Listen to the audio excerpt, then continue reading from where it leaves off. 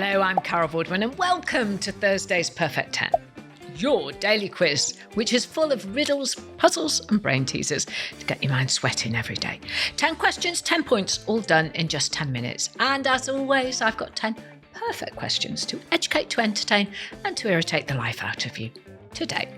There are 10 points on offer today and every day this week, so by the end of the week you should have a total score out of 50 points. If you've missed any episodes, why not go back and catch up before taking on today's episode? A lot of people do that and they like to do it to get that bigger score. Now, don't forget to head on over to our website, perfect10.uk, to sign up to our newsletter and to get our free scorecard for the week. We'll be sending all our tenors who sign up exclusive content, questions and competitions, so don't miss out. Right. Yesterday, I left you with an anagram. I asked you, which American actor can be found in the words monk's hat? And the answer was, quite an easy one really, Tom Hanks. And well done if you got that right, but no points. I'm afraid that was just a little bit of homework to keep your brain ticking over. So, shall we get started with the real questions? 10 questions with 10 points up for grabs today? Here they are. Question 1, your starter for a perfect 10. On a standard UK computer keyboard, over which number key is the exclamation mark? Eyes up, no looking at your keyboard if you sat at a computer. Right, question 2 is hearsay. You're about to hear some sounds which relate to a well-known phrase or saying. So, which phrase is hidden in these sounds? And in the stringed instruments 100 metres, in third place, cello. In second, violin.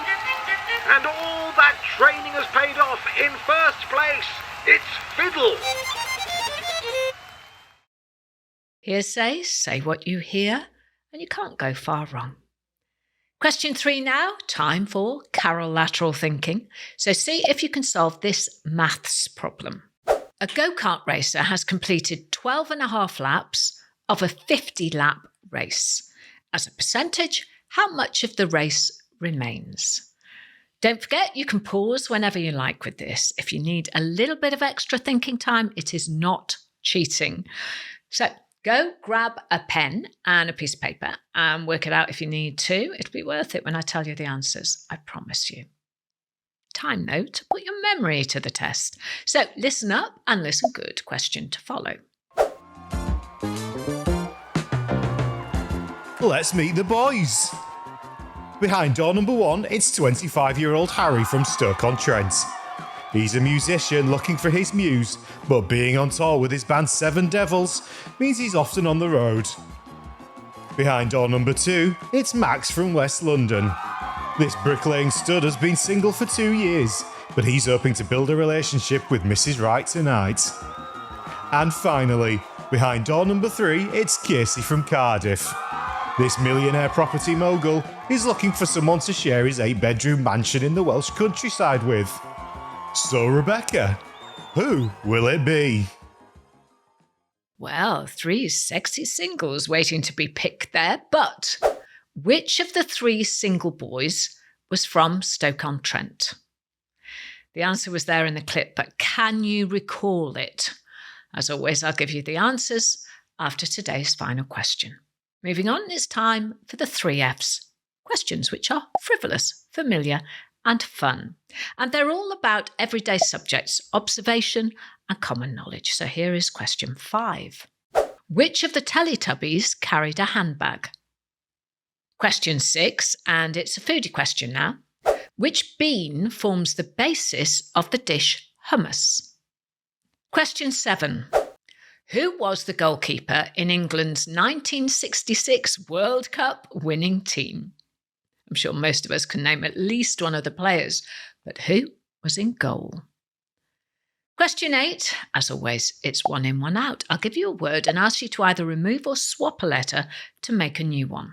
Got it? Here's the question. Which letter can you change in the word roar, R-O-A-R,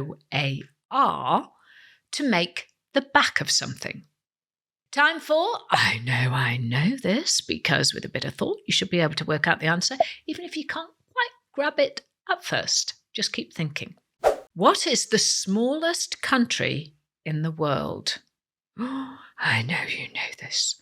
It's a classic pub quiz question. So if you don't know the answer now, you have some great knowledge for the next time you play in the pub. Once I've given you the answer, of course. And it's nearly time to let your brain cool down, as it's question 10 and it's our daily riddle. What can be seen in the middle of March and April that can't be seen at the beginning or end of either month? And that's today's 10. Don't forget to like and to subscribe so you don't miss tomorrow's questions. And if you want to entertain, educate and irritate me, send me your own puzzles too at Perfect10Carol on Instagram and Facebook. 10 questions, 10 points, 10 minutes. But did you score a perfect 10 today? Let's hear those answers. Question 1 I started with, on a standard UK computer keyboard, over which number key is the exclamation mark? Okay, you can look down now if you're at a computer, and the answer is it's above the number 1. Question 2 was hearsay. I asked which phrase was hidden in these sounds. And in the stringed instruments 100 metres, in third place, cello. In second, violin. And all that training has paid off in first place. Say what you hear, hearsay. The answer was fit as a fiddle. Of course it was. What else could it be? Well done if you got it right. Question 3 was this. A go-kart racer has completed 12.5 laps of a 50-lap race. As a percentage, how much of the race remains? Well, the answer is 75%. 12.5 times 4 equals 50. So he had completed, or she had completed, 25% of the total race. So the amount of the race still remaining was 75%. Question 4 was our memory question, where we got to pick between 3 sexy single boys. But my question was, which of the 3 single boys was from Stoke-on-Trent? And the answer was Harry. But which one has impressed enough to back a date, I wonder? Into our run of the 3 Fs. Question 5 was this. Which of the Teletubbies carried a handbag? And the answer is Tinky Winky. Oh! Between 1997 and 2001, the Teletubbies appeared in 365 episodes.